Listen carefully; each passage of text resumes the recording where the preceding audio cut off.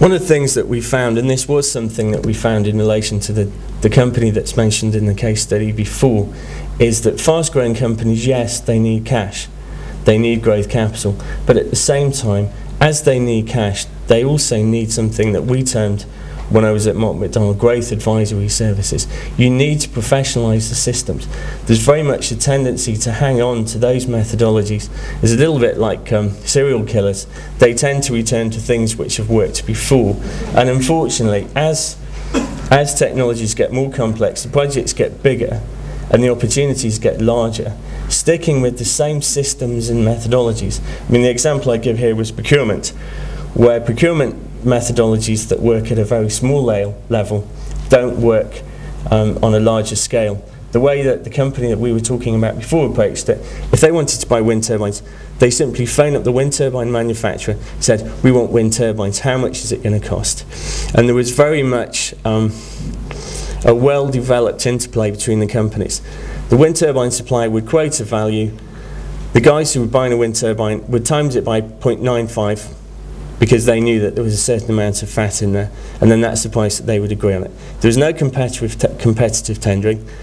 There was no evaluation of the product in relation to that specific project. It was simply a case of, we know these guys, we like them, they've always delivered before. And I'm not saying that relationships aren't important, but I am saying that you need to do more than that, as the numbers of turbines you're buying goes from 10 to 20 to 40 to 100. I've actually borrowed this from an ETI presentation. You may see it again in a few moments when Andrew Hazlitt stands up to talk.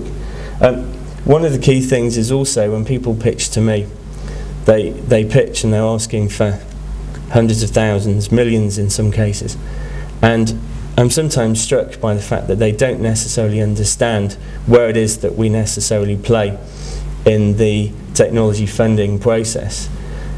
If you look at the sorts of organisations there, you've got the ETI, you've got the Carbon Trust, you've got the TSB, they all have a particular role to play in terms of technology readiness levels, the amounts of funding available, and most importantly, what they expect in return. Very common for organisations to sit there and say, I want X million pounds, I want you to give me the money, I want you to go away for 2 years, I don't want you to be involved in the management of this, and I'm not prepared to give up any of the IP either. If someone sits there, then that's the point when the venture capital firms or companies such as Rolls-Royce drink the last of their coffee and reach for their cakes, because we know that they've not prepared and they've not asked the question, what am I going to be asked to do in return for this money? This really brings together some of the collaborative benefits that can be associated with working with a systems integrator such as Rolls-Royce. The ability to attract funding, the ability to provide some of those systems and processes. Rolls-Royce has something called the PILM process, which is something that we apply to all of the projects all of the products that we develop, and you are physically not allowed to proceed beyond the concept design stage unless you can answer certain questions, because we know if we don't get the concept design right, it doesn't matter how much money we throw at that technology, it doesn't come good in the end. We're also able to provide things such as market intelligence, and increasingly we're also being asked to put them in touch with potential customers. So for instance, the utilities, water companies, etc. So in summary, robust financing of projects brings all of those points together. If you want to be able to attract financing, there's certain things you have to do. Your delivery schedules have to be robust. Your assumptions regarding revenue have to be based on something that's actually defendable in an environment such as this. Rapid company growth requires more than money. It requires systems, it requires processes, and it also requires professionalisation of the people concerned.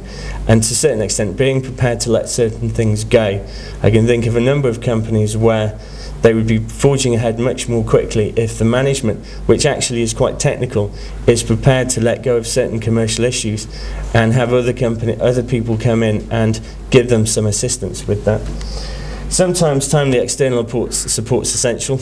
Lawyers are expensive and so are financial advisors, but there's certain things that you just can't do by simply thinking hard about the issues and sitting down and looking at risk assessment.